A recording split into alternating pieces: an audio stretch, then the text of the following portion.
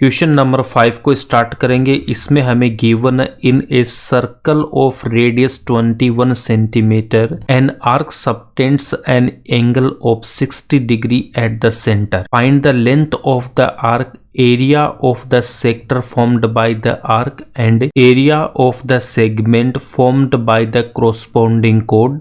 तो इस क्वेश्चन में हमें 3 पार्ट यहाँ पे फाइंड आउट करना है। पहले हम इसको सोल्व करेंगे, उसके बाद एग्जाम में इसका सॉल्यूशन कैसे लिखना वो भी मैं आपको बताऊंगा। तो यहाँ पे हमें एक सर्कल की रिक्वायरमेंट पड़ेगी, तो हमने यहाँ पे एक सर्कल बना रखा है। इसका सेंटर मैं अगर यहाँ पे ओ लेता हूँ तो फर्स्ट पार्ट में हमें क्या फाइंड आउट करने को बोला है, लेंथ ऑफ द आर्क या चाप की लंबाई। ठीक है, तो ये क्या होती है आपके पास में, देखो यहाँ पे मैंने एक पॉइंट ए ले रखा है और यहाँ पे एक पॉइंट मैंने बी ले रखा है। तो ए से बी की जो लेंथ होगी उसको हम क्या बोलेंगे, इसको हम बोलते हैं आर्क बोलते हैं, आर्क बोलते हैं या फिर हम इसको चाप बोलते हैं। और इसकी हमें लेंथ फाइंड आउट करने को बोला है। यहाँ पे हमें क्या गिवन है कि ये जो सर्कल है इसकी रेडियस हमें कितनी गिवन है, 21 सेंटीमीटर। ओ को बी से मिलाऊंगा तो ये भी इसकी रेडियस है 21 सेंटीमीटर।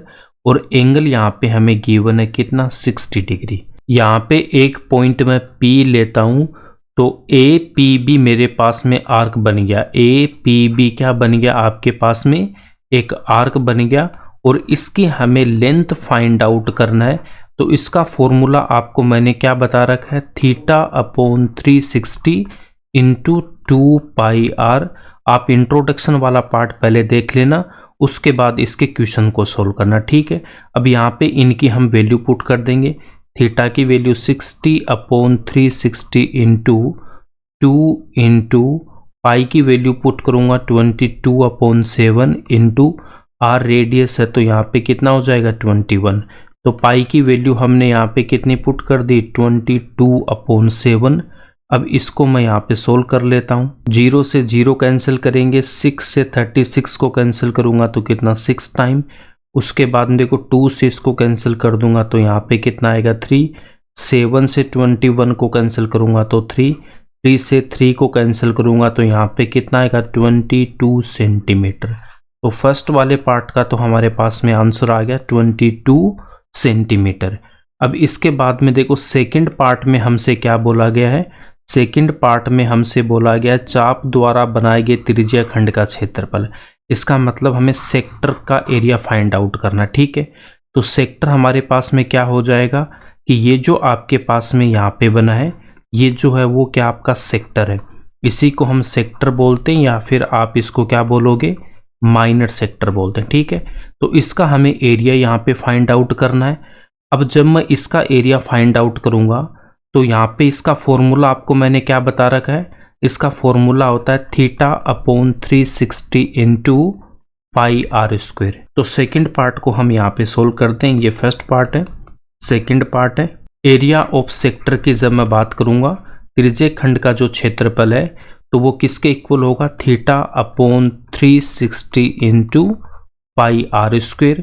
यहाँ पे वैल्यू पुट कर दो 60/360 इंटू पाई की वैल्यू 22/7 इंटू r²। तो रेडियस यहाँ पे कितनी है 21 इंटू 21। अब इसको मैं यहाँ पे सोल्व कर दूंगा। 0 से 0, 6 से कैंसिल करूँगा तो यहाँ पे 6। 7 से 21 को कैंसिल करूँगा 3। 3 से 6 को कैंसिल करेंगे 2। 2 से 22 को कैंसिल करूँगा तो 11। तो यहाँ पे 11 इंटू कितना 21। जब इसको मैं मल्टीप्लाई करूँगा तो कितना आ जाएगा 231। और यहाँ पे एरिया है तो क्या लिख दूंगा मैं, सेंटीमीटर स्क्वायर। ठीक है, 11 को हमें 21 से मल्टीप्लाई करना है। देखो 11 को जब मैं 20 से मल्टीप्लाई करूँगा, 11 को जब 20 से मल्टीप्लाई करेंगे तो कितना आएगा 220। अब इसमें 11 और ऐड कर दो तो 132, या फिर आप इसको डायरेक्ट भी कर सकते हो। ठीक है, ये हो गया मेरा सेकेंड पार्ट। अब इसके बाद में देखो थर्ड पार्ट में हमें क्या बोला गया है, थर्ड पार्ट में हमें यहाँ पे क्या फाइंड आउट करना है, एरिया ऑफ सेगमेंट। हमें वर्तखंड का क्षेत्रफल फाइंड आउट करना है। तो यहाँ पे देखो सेगमेंट क्या होता है, एक सर्कल है और यहाँ पे मैंने एक पॉइंट ए ले रखा है, यहाँ पे एक पॉइंट बी ले रखा है। इन दोनों को मिलाऊंगा तो ये ए बी यहाँ पे क्या हो जाएगी, कोड, या फिर इसको हम बोलते हैं जीवा। ठीक है, तो ये जो सर्कल को दो पार्ट में डिवाइड कर रही है, तो जो छोटा वाला एरिया होगा उसको हम क्या बोलेंगे, उसको हम बोलते हैं माइनर सेगमेंट। उसको हम क्या बोलेंगे, माइनर सेगमेंट या लघु वर्तखंड। और ये जो यहाँ पे ऊपर की साइड है, ये बड़ा वाला एरिया, उसको हम क्या बोलते हैं, मेजर सेगमेंट या फिर दीर्घ वर्तखंड बोलते हैं। बट यहाँ पे हमें क्या बोला गया, ओनली यहाँ पे सेगमेंट बोला गया। इसका मतलब हमें यहाँ पे माइनर सेगमेंट फाइंड आउट करना है। तो ए को यहाँ पे मैं इस बी से मिला दूंगा, तो ये ए बी यहाँ पे क्या हो जाएगी, कोड हो जाएगी। अब इसके जो नीचे का जो ये इतना एरिया है, ये हमें फाइंड आउट करना है। इसी को हम बोलते हैं सेगमेंट या फिर माइनर सेगमेंट। ठीक है, अब इसको देखो फाइंड आउट करने का मैंने आपको दो मेथड बताऊंगा। तो फर्स्ट वाले मेथड में क्या, देखो फॉर्मूला तो हमारे पास में एक ही अप्लाई करना है कि ये जो आपके पास में ओ ए पी बी, ये टोटल क्या बन गया, ये मेरे पास बन गया सेक्टर। ठीक है, तो इस सेक्टर में से ट्राइंगल ओ ए बी का एरिया मैं माइनस कर दूंगा, तो मेरे पास में ये सेगमेंट रह जाएगा। तो फॉर्मूला तो हमें यही अप्लाई करना। ठीक है, ट्राइंगल ओ ए बी का एरिया फाइंड आउट करने का मैं दो मेथड बताऊंगा, आप किसी भी एक मेथड से इसको सोल्व कर देना। ठीक है, अब इसको मैं सोल्व कर रहा हूं, तो इसका जो फॉर्मूला है वो तो हम यहाँ पे लिख देंगे। तो फॉर्मूला मेरे पास में क्या हो जाएगा, हमें सेगमेंट या वर्तखंड का एरिया फाइंड आउट करना है। तो हम यहाँ पे क्या लिख देंगे, सेक्टर का जो एरिया होगा उसमें से मैं माइनस कर दूंगा ट्राइंगल ओ ए बी के एरिया को। ठीक है, तो फॉर्मूला तो हमें यही अप्लाई करना है। बट यहाँ पे देखो फर्स्ट मेथड में मैं क्या करूँगा कि जो सेक्टर का एरिया है, सेक्टर का एरिया तो हमने ऑलरेडी अभी फाइंड आउट किया सेकंड पार्ट में, उसको यहाँ पे मैं लिख दूंगा एज इट इज 231 माइनस। अब ये जो ट्राइंगल ओ ए बी है, इसके मैं आपको यहाँ पे दो मेथड बताऊंगा। ठीक है, अब यहाँ पे देखो एक मेथड तो क्या बन जाएगा मेरे पास में 1/2 into R square sine theta. तो फर्स्ट मेथड में तो हमें इस फॉर्मूले को लगा देना है, ट्राई करना आप इसी मेथड से कर लेना। ठीक है, 231 माइनस 1/2।